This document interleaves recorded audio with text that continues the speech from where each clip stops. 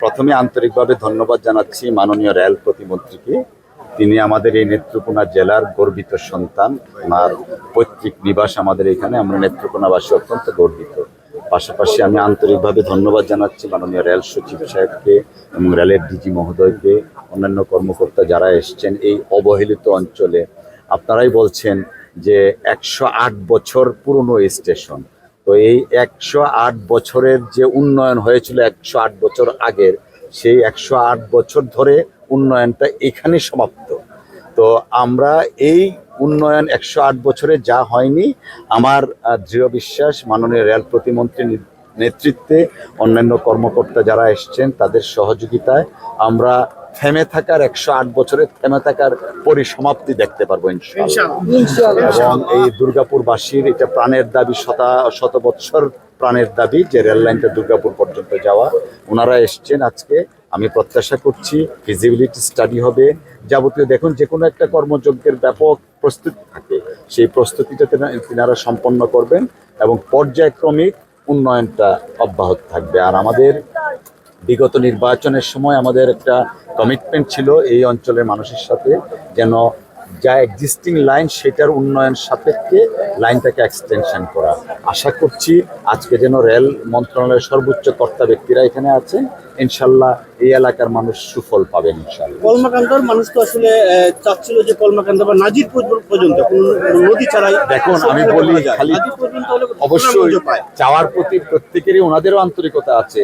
বর্তমান গণতান্ত্রিক নির্বাচিত সরকারের প্রধানমন্ত্রী জনাব তারেক রহমান সাহেব রেল নেটওয়ার্ককে বিস্তৃত করতে চান, তো সেইটা আমরা পর্যায়ক্রমিকভাবে ওনারা সেটা বিবেচনা করবেন। অসংখ্য ধন্যবাদ। বৃষ্টির মধ্যে দুর্ঘটনা ঘটে, আমরা দেখি যে বছরে প্রায় 70-80 জন মানুষ অ্যাক্সিডেন্টে মারা যায়।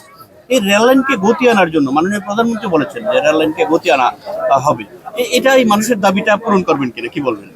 না, অনেক ধন্যবাদ আপনাকে। আসলে এই দাবি, এরকম দাবি পূরণ করতে কিন্তু আমাদের এখানে আসা, যেটা আমাদের মাননীয় প্রতিমন্ত্রী বললেন এতক্ষণ, যে এই এলাকার কৃতি সন্তান আমাদের মাননীয় deputy speaker Kaiser Kamal sir, উনার উদ্যোগে যে আমরা আজকে এসেছি, মূলত যেটা আপনি বলছিলেন যে নির্বাচনী ইশতেহারে যেটি আছে, যেটা বিএনপির নির্বাচনী ইশতেহার ছিল, কিন্তু সেটা এখন আর বিএনপির ইশতেহার নয়, এটা এখন সরকার এটাতে ম্যান্ডেট, মানে এটার ম্যান্ডেট পেয়েছে, জনগণের সমর্থন পেয়েছে। কাজে এই নির্বাচনী ইশতেহারের আলোকে আমরা কিন্তু আসলে রেলের নেটওয়ার্ককে, এটা মূলত যেটা বলা হয়েছে যে সারা দেশের রেল যোগাযোগ ব্যবস্থার একটা মেরুদণ্ড হিসেবে, ব্যাকবোন হিসেবে আসলে বলা হয়েছে। কাজে এই জিনিসটার প্রতি আমরা গুরুত্ব দিয়েছি, মূলত এটা গুরুত্ব দিয়ে এর প্রেক্ষিতে কিন্তু আমরা আসলে কাজ করছি, এবং মূলত আজকেও কিন্তু এ কারণে এখানে আসা। না, নগদ একটা আন্তনগদ ট্রেন তো দিতে পারেন, এই অঞ্চলের মানুষ কিন্তু দুর্ভোগ করে। আমরা একটা এলাকার দাবি, ঠিক আছে, আমাদের মাননীয় প্রতিমন্ত্রী সে ব্যাপারেও বলেছেন যে আসলে আমাদের লোকোমোটিভ, যেটা বিশেষ করে মিটার গেজ লোকোমোটিভের খুব স্বল্পতা রয়েছে, সবসময় পত্রপত্রিকায় উঠছে। এটা আসলে এর আগে বিভিন্ন সরকারের সময়, আসলে বিগত আওয়ামী লীগ সরকারের সময় একটু পরিকল্পনার অভাব ছিল, এই জন্য আমাদের এই স্বল্পতার সৃষ্টি হয়েছে। কাজে এই বিষয়টি আমাদের লোকোমোটিভ আমাদের পাইপলাইনে আছে, আমরা এগুলো সংগ্রহ করার ইতিমধ্যে 80টা মিটার গেজ লোকোমোটিভ আমাদের পাইপলাইনে আছে, এগুলো ভবিষ্যতে 2.5-3 বছরের মধ্যে আসবে। আর এর মধ্যে যে চলবে না তা না, আমরা যেগুলো আছে এক্সিস্টিং সেগুলো আমরা রিপেয়ার করে আমরা এগুলোতে ইয়ে করবো। আমরা এই লোকোমোটিভ প্রাপ্তির সাপেক্ষে আমরা ইন্টারসিটি ট্রেন দেওয়ার এখানে প্ল্যান আছে। ধন্যবাদ। এবং জনগণের ভোটে নির্বাচিত সরকার, এবং এই সরকারের মাননীয় প্রধানমন্ত্রী জনাব তারেক রহমান আজকে বাংলাদেশে উন্নয়নের জন্য তিনি কাজ করছেন। তিনি যেই কাজটি করলে এলাকার মানুষের উন্নয়ন হবে, এলাকার মানুষের দাবি বাস্তবায়িত হবে দীর্ঘদিনে, সেই কাজগুলি করার জন্য তিনি দিনরাত পরিশ্রম করে চলছেন। সেই ওনার একজন যোগ্য প্রতিনিধি, আপনারা জানেন, আপনাদের এই এলাকার গর্বিত একজন সন্তান। আমরা বলি যে এই এলাকার উর্বর পল্লীর গর্বিত সন্তান আপনাদের deputy speaker barrister Kaiser Kamal সাহেব।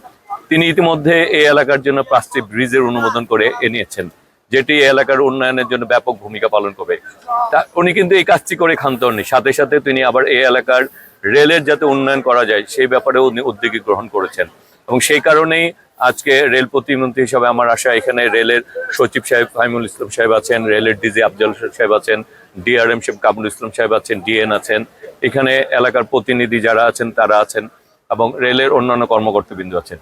আজকে এনে ওনার দাবি হচ্ছে যে এই জারিয়া স্টেশনটিকে প্রতিষ্ঠিত কোনো মাধ্যমে এই স্টেশনটিকে আবারও দীর্ঘ করে এটাকে দুর্গাপুর পর্যন্ত এটি যদি বাস্তবায়ন করা যায় এবং এই এলাকায় আন্তনগর ট্রেন যদি বাস্তবায়ন করা যায় এবং সেই ব্যাপারে উনি দাবি জানিয়েছেন, দাবি জানিয়ে ক্ষান্ত হননি, সেটি বাস্তবায়নের জন্য কাজ করে চলছেন।